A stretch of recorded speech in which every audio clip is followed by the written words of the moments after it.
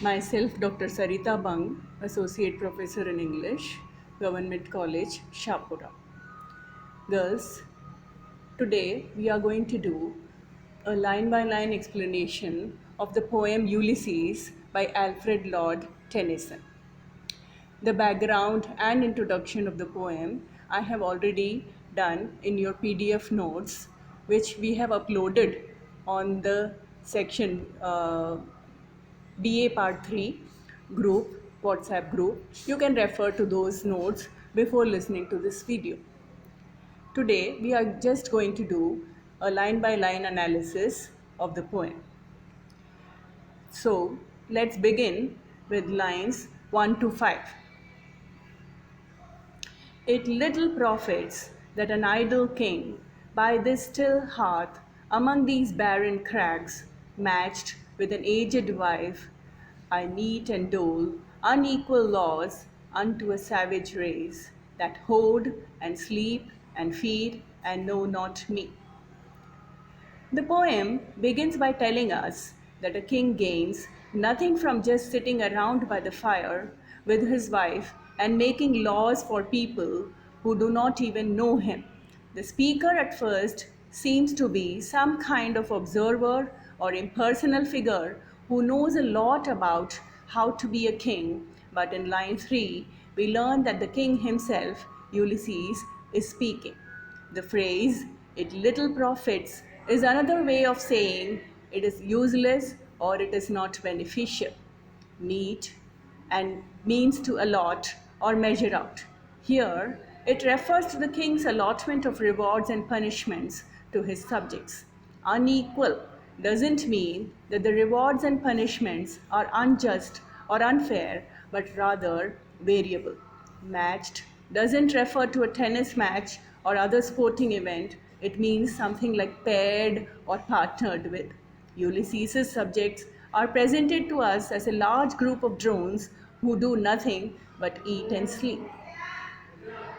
I hope this is clear. And now let's go on to lines 6 to 11. I cannot rest from travel. I will drink life to the lees. All times I have enjoyed greatly, have suffered greatly, both with those that loved me and alone, on shore, and when through scudding drifts the rainy yards vexed the dim sea. After his moralistic opening, Ulysses tells us more about why sitting around doling out rewards and punishments bores him. We learn that he is a restless spirit who doesn't want to take break from roaming the ocean in search of adventure. He will not let life pass him by. The word lees originally referred to the sediment accumulated at the bottom of a bottle of wine. To drink life to the lees means to drink to the very last drop. Nowadays, we might say something like life to the fullest, to live life to the fullest. Ulysses tells us that he has had a lot of good times and a lot of bad times, sometimes with his friends and sometimes alone, both on dry land and while sailing through the potentially destructive storms. Scudding drifts are pounding showers of rain that might encounter at sea during a storm. The Hyads are a group of stars associated with rain. Their rising in the sky generally coincides with the rainy season. Here they are presented as agitators of the ocean. I hope we can move on to the next lines, that is from 11 to 18. I am become a name for always roaming with a hungry heart. Much have I seen and known, cities of men and manners, climates, councils, governments, myself, if not least, but honored of them all, and drunk delight of battle with my peers, far on the ringing plains of windy Troy. I am a part of all that I have met. Moving on to the explanation of these lines, that is 11 to 18. Ulysses here elaborates on the good times and bad times he has enjoyed during his travels.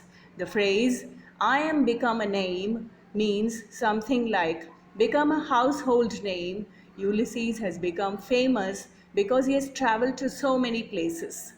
Ulysses tells us that he has visited a variety of different places with different manners, weather, governments, etc. He portrays himself as a traveler with an insatiable desire, that is, hungry heart, to see as many places as he can, try as many foods as he can, etc.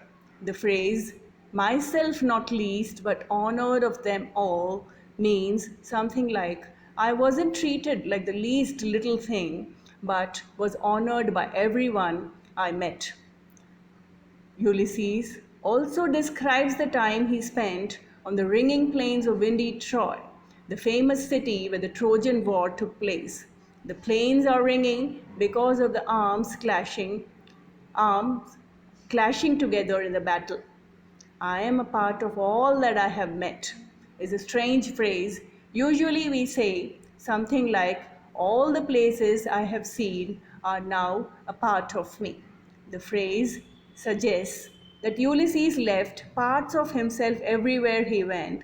This sounds like another way of saying, I don't belong here in Ithaca, that is his kingdom.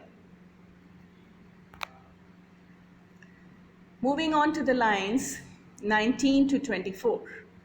Yet all experience is an arch wherethrough gleams that untravelled world whose margin fades forever and forever.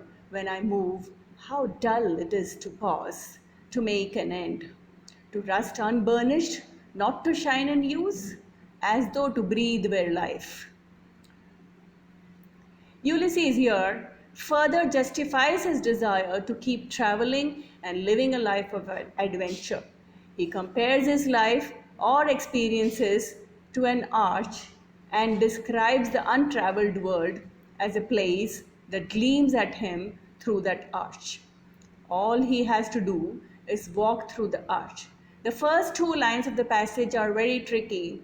One way to read untraveled world is a reference to death. It is always looking at him through the arch of his experiences, but somehow seems to recede. The margin fades as he keeps moving. You could also think of the untraveled world as an arch. As Ulysses moves, his experiences make an arch covering the arch of the untraveled world.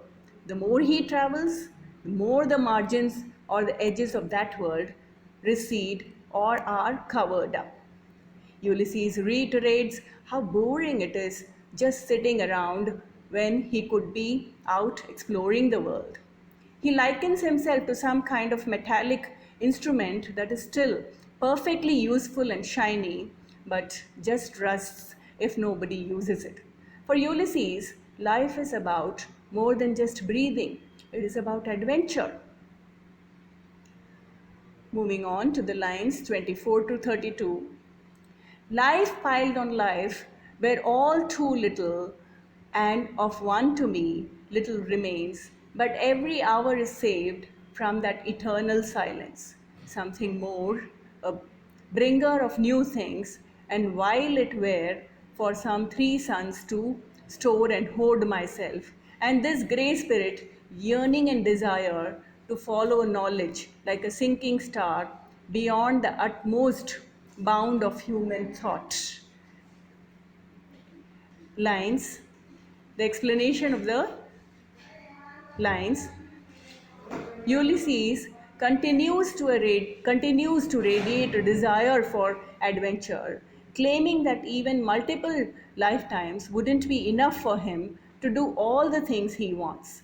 At this point, though he is an old man, a grey spirit, near the end of his life, he wants to make the most of what is left. It is a waste of time for him to hang out in Ithaca for 3 years when his desire for adventure is still so alive. The phrase, but every hour is saved from that eternal silence, something more, a bringer of new things, is strange. It means something like each additional hour that I live, or each hour that I am saved from death, brings me new experiences. 3 suns doesn't mean 3 days, but rather 3 years. The phrase follow knowledge like a sinking star is ambiguous.